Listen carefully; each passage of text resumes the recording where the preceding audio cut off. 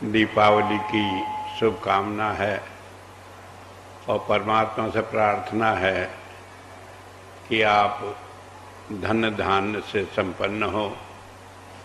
इस उम्मीद और आशा और प्रार्थना के साथ मैं आपको एक बात कहना चाहता हूँ, और वो ये है कि जो ये आशीर्वाद है या ये शुभकामना है, ये एक किस्म से बड़ी खतरनाक भी है। कारण ये है कि इस दुनिया में फंसे रहने का कारण केवल ये लक्ष्मी है।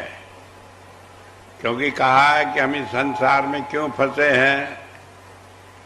काम, क्रोध, लोभ, मोह, अहंकार, 5 ये चीजें हमें इस संसार में फंसाए हुए हैं। काम कहते हैं संसार में चीजों को भोगने की इच्छा, वो भी पैसे से होती है, बिना पैसे कुछ होता नहीं। क्योंकि कहा रहीमदास जी ने, रहीमन कहत सुपेट सो, क्यों न भयो तू पीठ, रीते अनरीते करे भरत बिगाड़ ढीठ। कहने लगे पेट से कि तू पेट के बजाय कमर क्यों नहीं हो गया? कहने लगे क्यों, क्या बात है? कहने लगे जब तक खाली रहता है पेट, तब तक दुनिया भर के सारे उत्पाद करता है। क्योंकि आदमी जितने जुर्म करता है, जितनी चीजें करता है, पेट की आग बुझाने के लिए करता है। और कहा जब भर जाता है तो दुनिया भर के व्यसन करता है, दुनिया भर के उल्टे काम करता है। क्योंकि जितने ऐशो आराम के, जितने दुनिया भर के कुकर्म हैं, ये सब पैसे वाले ही करते हैं, गरीब आदमी के तो बस के ही नहीं। तो इसलिए बताया कि लक्ष्मी में बड़े दोष हैं। काम है, क्रोध भी हमें इसी के कारण आता है, लोभ भी इसी के कारण है, और मोह भी, और लक्ष्मी का अहंकार तो सभी जानते हैं। कहा कनक कनकते सोगुनी मादकता अधिकाय, ओ खाए बोराइये ए पाए बोराए। कि धतूरे से सोने में जो है कई गुनी ज्यादा मादकता है, नशा है। कि धतूरे को तो खाने से नशा आता है, लेकिन सोने को पा जाने से ही नशा आ जाता है। तो इसलिए बताया अहंकार हो, काम हो, क्रोध हो, लोभ हो, ये सारे के सारे हमें पाप में ले जाने के, इस संसार में फंसाए रखने के लिए, कर्म कांड में लगाकर इसकी प्राप्ति के लिए उल्टे काम कराने के लिए हैं। तो ऐसे में जब हमें धन प्राप्त हो जाता है तो हमें ये सावधान रहना है कि हमें इस संसार में फंसा भी सकता है। तो जब मैं सोचता हूं कि मैं आपके लिए कामना करूं कि आप खूब धन धान संपन्न हो, तो मैं एक बड़ा खतरा भी ले रहा हूं। कारण यह है कि अगर ये धन दान हो गया और आप उसी तरह बिगड़ते चले गए, तो आखिर मुझे भी तो आपके पीछे पीछे डंडा लेकर सब जगह जाना पड़ेगा। और वो मुसीबतों में जहां आपको डंडा खाना पड़ रहा है, मुझे भी आपके साथ खाना ही पड़ेगा। तो इसलिए सावधानी की बात है। और ये मैं नहीं कह रहा हूं, सब ने कहा है। ईसा मसीह ने तो इतना कह दिया है कि सुई के नाके के अंदर से ऊंट तो जा सकता है। सुई देखिए आपने, उसमें छोटा सा छेद होता है, उसमें धागा बड़ी मुश्किल से पहनाते हैं, लेकिन कहता है ये तो संभव हो सकता है इसमें से ऊंट निकल जाए। लेकिन पैसे वाले आदमी का परमात्मा के राज में जाना असंभव है। कि पैसे वाला आदमी परमात्मा की प्राप्ति नहीं कर सकता। इन सारी संभावना के साथ अब हम ये सोचें कि पैसा भी हो और हम इसके बाद भी छुटकारा पाकर परमात्मा की प्राप्ति कर लें। क्योंकि मैं आपको पहली एक बात बता दिया, बहुत पहले कहा था, जब महाराज जी ने मुझे कहा इस काम को करने के लिए, तो मैंने एक शर्त ये भी रखी थी कि जो आदमी मेरी साथ जुड़े रहेंगे उनका ये आखिरी जन्म होगा, उन्हें मोक्ष मिलेगा, दोबारा जन्म लेकर नहीं आना पड़ेगा। तो ऐसी हालत में ये सोचना कि भाई आप जैसा भर रहे हैं वैसा भुगतेंगे, ऐसा भी मैं करके नहीं सोच सकता, क्योंकि मुझे तो सोचना है कि आप कैसे इसमें से बचकर निकलें। तो इसलिए इस रिस्क के साथ कि इतना बड़ा खतरा मोल ले रहे हैं। लेकिन क्यों ले रहे हैं ये खतरा मोल? इसलिए कि जो आदमी सांप के बिल में हाथ डालता है उसे सांप के काटने का मंत्र भी आता है, उसे उससे बचने का तरीका भी आता है। तो मुझे मालूम है कि जहाँ लक्ष्मी में इतने गुण हैं, कि जितने लक्ष्मी में इतने अवगुण हैं कि वो हमें संसार में सारे कामों में फंसाए रखती है, वो एक गुण भी इसके अंदर है। और वो गुण क्या है? बाइबल में उसे कहा है, you will be where your treasures lie, your heart will be where your treasures lie, कि जहाँ तुम्हारा धन दौलत रहेगी वहीं तुम्हारा हृदय भी फंसा रहेगा, वहीं तुम फंसे रहोगे। हमारी धन दौलत जहाँ भी रखी है वहीं हमारा मन फंसा रहता है। हालांकि हम जानते हैं इससे हमारा कोई काम बनता बिगड़ता नहीं। मुझे याद है एक दफे एक आदमी, उसने सोचा उस पर रुपया पैसा बहुत था, लेकिन बड़ी झंझट थी, सोचा सामान में लगा दो तो खर्च हो जाएगा। तो उसने सारे सामान को बेचकर उसका सोना खरीद लिया। अब सोना खरीद लिया, ले जाकर जंगल में एक जगह गाड़ दिया उसे, जिससे किसी को पता न लगे, चोरी ना हो। अब सोना था, जाके बाहर रख दिया सब कुछ, तो उसे बेचैनी हो तो वो रोज सुबह जाए, जाकर उसे खोद कर देखे, फिर देखा वहीं रखा है तो उसे दाब कर दोबारा चलाए और खुश हो कि हाँ मेरा धन ठीक सुरक्षित है। रोज इसी तरह चलता रहा। एक दिन एक आदमी ने देखा ये जा रहा है कहीं जंगल में, वहाँ क्या करता है, वो पीछे पीछे गया, देखा, उसने खोदा, उसे दाबा, तो जब वो चला गया उसके बाद उसने खोद के उसे निकाल लिया सोने को। अब जब निकाल लिया तो अगले दिन आया, तो उसने देखा सोना तो वहाँ है ही नहीं। तो रोने पीटने लगा कि ये क्या हुआ, सब कुछ मैं तो लूट गया। तो एक बाबा जी वहाँ से जा रहे थे, उसने क्या हुआ कि सारा कुछ लूट गया, सारा सोना चला गया। कहने लगे सारी बात खोल कर बताओ क्या हुआ। तो उसने सारा किस्सा बताया। कहने लगे तुमने सारा धन अपना सामान बेचकर सोना बनाकर लाकर यहाँ दाब दिया था, सुरक्षित रहे। रोज देखते थे, रोज उसे दाब देते थे, कुछ और काम तो लेते नहीं थे। कहने लगे नहीं और तो कुछ नहीं लेता था। कहने लगे ये लोहे का टुकड़ा ले जाओ, इसे दबा कर वहां रख दो और तुम समझो ये सोना ही रखा है, बेफिक्र, करना तो कुछ नहीं था, तो इससे भी काम कर चलता रहेगा। तो हो ये रहा है, हम पैसे के पीछे लगे पड़े हैं। किस लिए लगे पड़े हैं कि आता है तो फिर सारी रात की नींद चली जाती है, चोरी ना हो जाए, नुकसान ना हो जाए, इनकम टैक्स का छापा ना पड़ जाए, कोई और ना लूट ले, क्या हो क्या ना हो। लेकिन उससे हमने मुसीबतें तो मोल ले ली, उससे उसके धर्म का किस तरह उसके झंझटों से छुड़ाने का तरीका सीखा नहीं।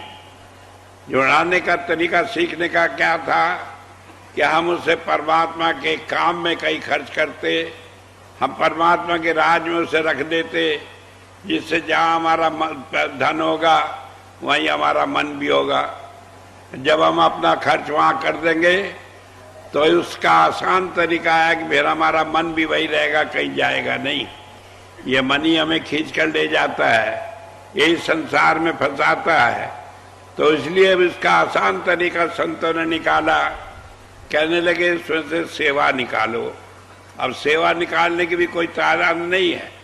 आप सारा निकाल दो, पूरा धन दे दो तब भी सेवा है, आप एक पैसा दो तब भी सेवा है। तो इसलिए संतों ने उसके लिए एक लिमिट रखी, क्योंकि दुनियादार थे हम जैसे। तो उन्हें कहा कि सेवा निकालो, कि भाई क्या निकाले। कहने लगे 10% निकाल कर रखो।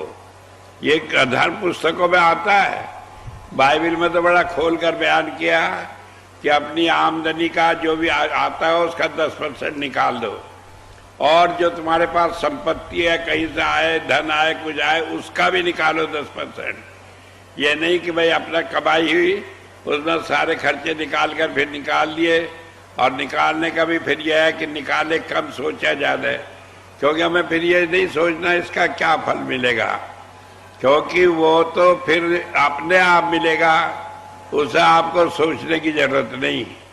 मैंने शुरू में कई बार बताया, कई बार जिक्र किया, बाद में तो मैं जिक्र करना छोड़ दिया कि भाई अगर जो आप 10% सेवा निकालते हो तो आपको सारी जिंदगी पैसे की कोई दिक्कत नहीं होगी। कारण यह है कि कई बार उसमें लोग समझते हैं कि नहीं जाने क्यों बार बार स्वामी जी इसी का जिक्र करते हैं, पैसे की जरूरत होगी। मुझे पैसे की जरूरत नहीं है, क्योंकि मेरी पूरी करने वाला तो ऊपर बैठा है। मैं तो जिस दिन ये काम शुरू किया था उस दिन पहले ही महाराज जी से कह दिया था कि पैसे का काम सब आपकी जिम्मेदारी है। मैं किसी से एक पैसे के लिए कहने के लिए नहीं जाऊंगा, जो आप दे देंगे उससे काम करूंगा, लेकिन मैं कहूंगा नहीं। और महाराज जी की दया है कि वो काम उसी तरह हुआ, कभी कोई सोचने की जरूरत नहीं पड़ी। आप रुपए पैसे के चक्कर में न पड़ जाए, आप इसके झंझट में न पड़ जाए, तो इसके लिए जरूरी है कि आप अपने को गुरु के अर्पण कर दें। और उससे क्या लाभ होगा? जब मैं कहता हूं कि गुरु का अर्पण कर दें तो पैसे का काम उससे कैसे चलेगा? कई आदमी कहेंगे कि आपको तो महाराज जी ने कह दिया इसलिए आपको तो होता रहा काम, हमारा कैसे होगा? एक बार बदलाव, महाराज जी ने मुझे कोई अकेले नहीं कह दिया, वो तो एक सिद्धांत है कि जब हम अपने को गुरु के अर्पण कर देते हैं तो वो हमारे सारे काम खुद करता है। कबीर साहब ने कहा, कबीरा मन निर्मल भया जैसे गंगा नीर, पीछे पीछे हर फिरे कहत कबीर कबीर। कि हमारा मन निर्मल जब हो जाता है, जब हमारे मन में और परमात्मा के बीच में ये मन के विकार नहीं रहते, तो मन जो है फिर ऐसा हो जाता है कि परमात्मा हमारे सारे काम खुद करता फिरता है। तो मैं बता रहा हूं कि आप जो सोचे कि हमारे पास पैसा आ जाए, लक्ष्मी हो जाए, तो जो लक्ष्मी आप अपने ढंग से कमाएंगे उसके अंदर सारे दोष होंगे, और जो लक्ष्मी आपको परमात्मा के द्वारा दी जाएगी उसके अंदर ये गुण होगा कि जो भी काम करेगी उससे आपको सारे विकार मिट जाएंगे और आप सारे झंझटों से छूटकर परमात्मा की भक्ति की तरफ चलेंगे। तो इसलिए मैं आज आपको बता रहा हूं कि इस दुनिया में रहना है, पैसा रुपया भी हमें चाहिए, क्योंकि खाली वैसे भी काम नहीं चलता। बाबा जी बन जाने से हरेक का काम तो चलता नहीं, और चल भी जाए तो मन नहीं मानता, और मन मान जाए तो रिश्तेदार नहीं मानते, और रिश्तेदार मान जाए तो अड़ोसी पड़ोसी दुनियादार नहीं मानते। कहने लगे अच्छे गुरु बनाए, इनके तो घर में फाके पड़ रहे हैं, इनके तो रहने को भी नहीं। लेकिन जिसने नहीं गुरु बनाए, क्या उसके नहीं होते ऐसे काम? सवाल इस बात का, गुरु बनाने से और हमारा जो कर्म है उसका फल भोगने से क्या ताल्लुक है? लेकिन लोग तो परेशान करते हैं। तो ऐसी हालत में कि हमारा कोई काम बिगड़े भी ना और हमारे दुनिया के काम भी सब चलते रहे, इसके लिए आपको 3 बातें याद रखेंगे तो लक्ष्मी आपको कभी दुनिया में फंसाने वाली नहीं मिलेगी। एक बात मैं फिर बता दूं बीच में बात काट कर कि लक्ष्मी आपको फंसा तो सकती नहीं, लेकिन सवाल यह नहीं फंसाने में फिर मुझे आपको अपनी पीछे देखना पड़ेगा डंडा लिए हुए कि मैं आपको बचाऊं कि अपने को बचाऊं। लेकिन यह है कि इस लक्ष्मी के चक्कर से निकालूं, क्योंकि चाहे नरकों में भी जाना पड़े, गुरु सिख को छोड़ता नहीं है, वहां से निकाल कर लाता है। तो सिर्फ मैं आपको कह रहा हूं कि अगर आप बात मानेंगे तो आपको भी कष्ट नहीं होगा, मुझे भी कष्ट नहीं होगा। लेकिन नहीं तो मैं बता दूं कि कोई तरीका नहीं कि आप नहीं मानेंगे तो आप पड़े रह जाएंगे या नरकों में जाएंगे। ऐसा ना मैं कहता हूं, ना कहूंगा, और न एक आदमी ऐसा मिलेगा कहने वाला कि हाँ हमने गुरु की शरण ली और हम फिर भी छुटकारा नहीं हुआ, स्वामी जी का शिष्य दोबारा जन्म लेकर आना पड़ा। ये होगा ही नहीं, कोई दुनिया की ताकत नहीं है। लेकिन मैं चाहता हूं एक काम आप करें, 3 बातें आज आप नोट करके जाए, फिर देखें क्या जीवन में आनंद आता है। पहली बात यह है कि आप अपने हक हलाल की कमाई खाएं। जो भी पैसा जो भी काम में लें, बहुत ईमानदारी का कमाया हुआ हो।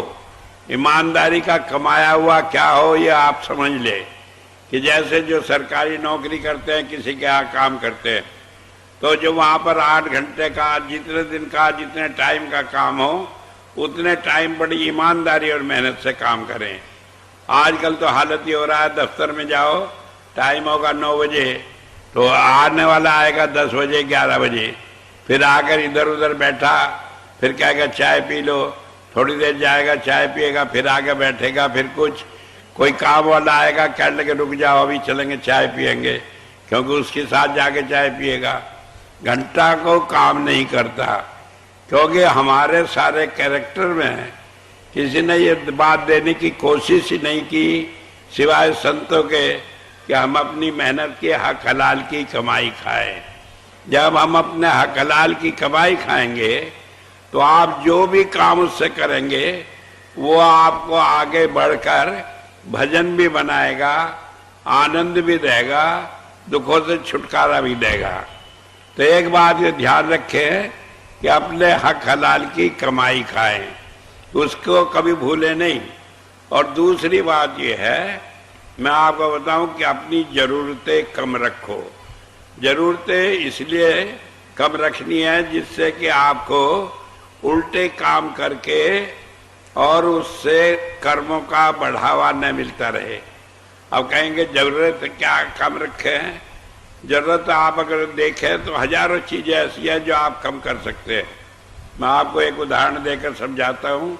जैसे पराठा है, पराठा जब आप बनाकर खाते हैं तो उसमें आपको प्राप्त होती है 850 कैलोरी, और अगर उसे हजम करने में 750 कैलोरी लगती है तो आपको 100 कैलोरी कुल बचती है। 850 उससे प्राप्त होती है और 750 उसे पचाने में लगती है। और रोटी खाओ तो उसमें जो खाने में लगती है, जो बनती है, उसमें 300 प्राप्त होती है।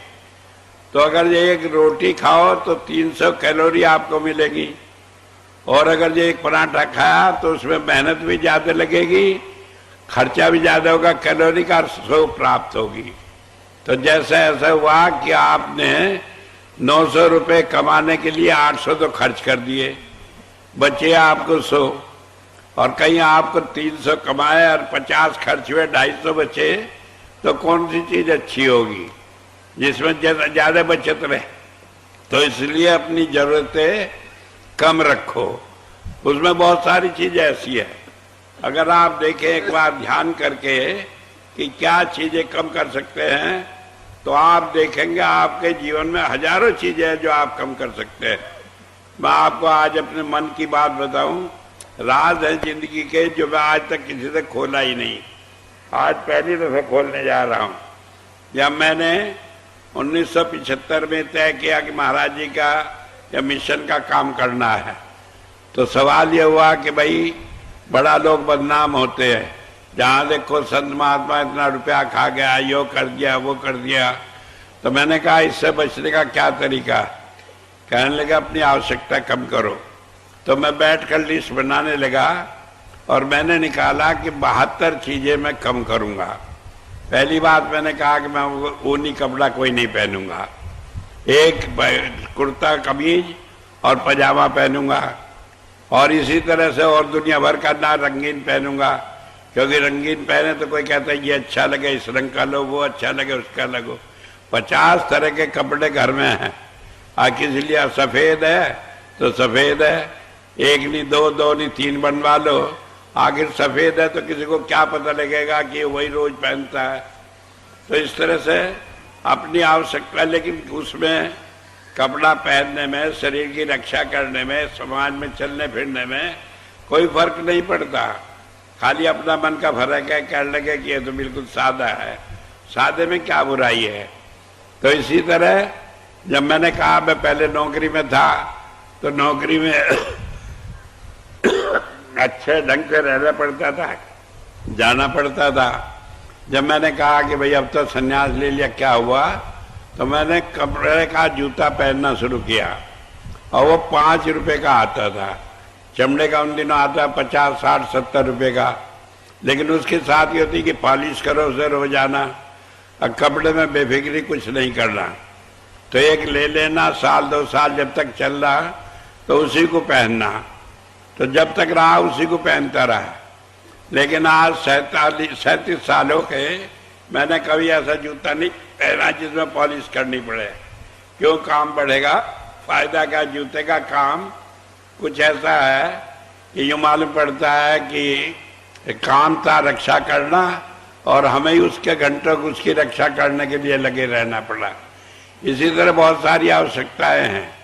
धूप का चश्मा लोग लगाते हैं, मैंने नहीं लगाया, किसकी क्या जरूरत है? छाता मैंने कभी नहीं लिया, मैंने कहा इसकी क्या जरूरत है? जब भीगेंगे भीग जाएंगे, सूखेंगे सूख जाएंगे, उसमें क्या फर्क पड़ेगा? और छाता लिए क्या लोग भीग नहीं जाते?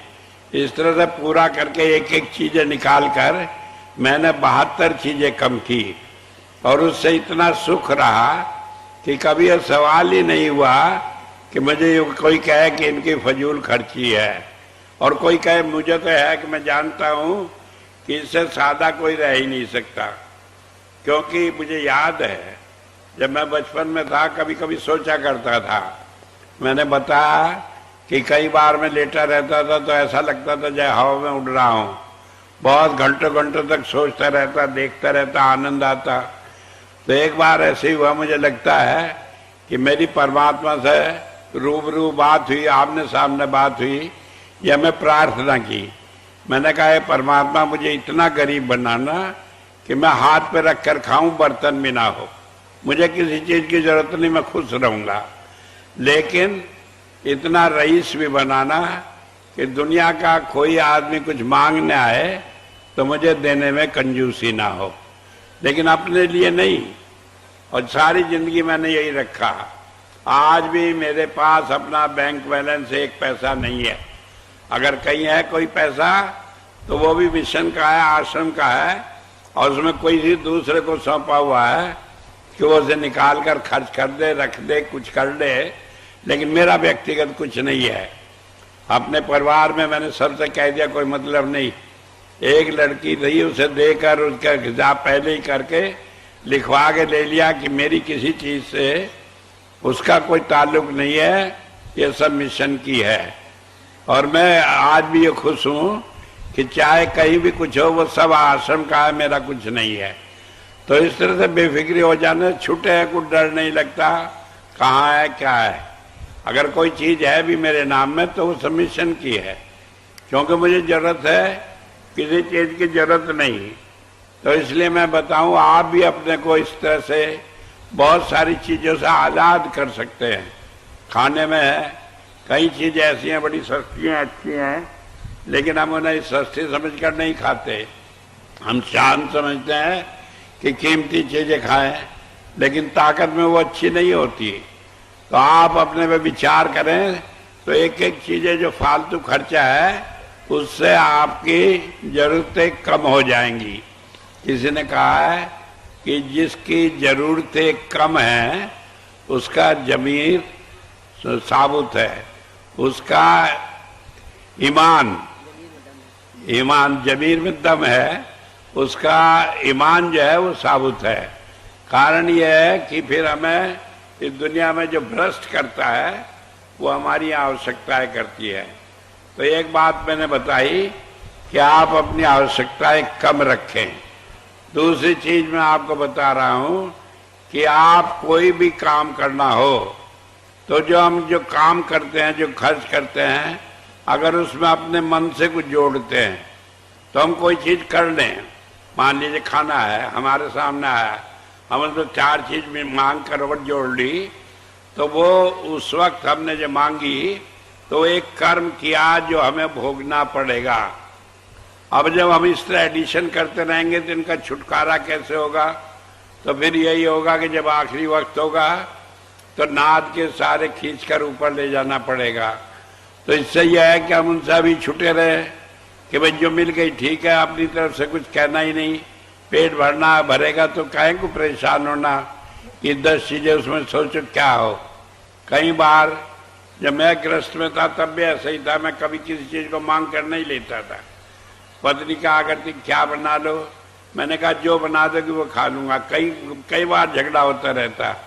मैंने कहा तुम 50 दफे पूछोगी, 50 दफे यही जवाब है कि जो बनाओगी वही खा लूंगा। और आज भी जो कोई खाने के इंचार्ज है उनके साथ यही रहता है। कारण क्या है कि कुछ भी खा लें, हमारा उद्देश्य तो यह है वो पौष्टिक हो, हमारा शरीर उससे चले। अब परमात्मा ने ऐसी चीजें दी है कि दुनिया में जो चीजें सस्ती है वो भी इतनी ताकत देती है जितनी महंगी चीजें देती है। तो इसलिए अपनी जरूरतें कम रखो, और कम की कोई डेफिनेशन नहीं होती। तो तीसरी बात यह है कि दुनिया में कोई भी चीज आप मांगो मत। कोई भी चीज आपको जरूरत हो तो सीधा ये किसी काम को करने से पहले आंख बंद करके ध्यान कर लो, और उसके बाद परमात्मा खुद आपकी सारी चीजें पूरी कर देगा। आप कहेंगे आपकी कर देगा, हमारी तो नहीं करता। मैं आपको आज ये वायदा करके जाता हूं कि मेरी करे न करे आपकी जरूर करेगा। अगर नहीं करेगा तो उस परमात्मा को मैं परमात्मा ही नहीं मानता। वो तो सबकी करेगा जो उसको याद करेगा, लेकिन आप हर एक को याद करके उसे बाद में याद करें तो जरा मुश्किल हो जाती है। और वरना तो यह है कि काम तो होगा। और जब आपकी हालत हो जाएगी जो आप सोचेंगे उससे पहले आपकी सारी जरूरतें पूरी होती चली जाए तो आपको फिर लक्ष्मी क्या कोई भी चीज की जरूरत नहीं है। एक बात समझ लो, सबसे रईस आदमी कौन है इस दुनिया में? जिसकी जरूरतें आमदनी से कम है। जिसकी जरूरत आमदनी से ज्यादा है वो सबसे गरीब आदमी है। इससे नहीं होता क्या है? तो इसलिए ये सोचना कि पैसे से ही काम होगा, नहीं होता। काम तो उससे होगा जो आपके भाग में पिछले कर्मों के कारण आपको मिलना है। संतुष्टि होगी तो उससे संतुष्ट रहेंगे, नहीं संतुष्टि होगी तो नए कर्म को बांध लेंगे। तो इसलिए तीसरी बात यह है कि आप अपनी जरूरत को परमात्मा के ऊपर छोड़ दें। जो हमें मिला वो हमारे भाग के अनुसार था, क्योंकि यह नहीं हो सकता कि हमारे भाग में कुछ हो परमात्मा ना दे। ज्यादा की कामना करते हैं तो हम नया कर्म करते हैं और हमें उसके बंधन में बंधना ही पड़ेगा, फंसना ही पड़ेगा। ये बात रही। दूसरी, उसमें आप भी फंसे और मुझे भी फंसा है। और आप देखें इतना आनंद आता है कि जब हर चीज आप छोड़ देते हैं परमात्मा के ऊपर तो आपके सारे काम होते चले जाते हैं, सोचना नहीं पड़ता। मैंने कई बार सत्संग में सुनाया, जब शुरू की बात थी 1976 की, तो मैं आ रहा था बरेली, तो रास्ते में गजरौला एक होटल पड़ता है, तो हम 5 आदमी कार में थे। तो वहाँ गजरौला में रुके कि चाय पी लें। तो जब चाय पीने के लिए रुके, उन दिनों 4 आने की एक चाय आती थी, 1 रुपये में 4 चाय आती थी। तो मैं कहने लगा चलो भाई सब चाय पी ले, सुबह का टाइम है। तो कहने लगे, पत्नी कहने लगी एक एक पराठा भी खा लेंगे। मैंने कहा मेरे पास तो 2 रुपये है, अब 5 आदमी हैं तो चाय तो आ सकती है, पराठा इसमें नहीं आता। कहने लगे यही खाना है। कहने लगे अच्छा जाके चाय पी। जैसे हम आके कार में बैठने लगे तो सलीम ड्राइवर था, वो कहने लगे बाबूजी गाड़ी में तेल भी तो डलवाना है। मैंने कहा कहाँ तक है? कि मुश्किल तक मुरादाबाद तक है, बरेली तक नहीं पहुँच सकते। तो हमने कहा भाई क्या हो, कितने का पड़ेगा? कहने लगे 25-30 रुपये का पड़ेगा।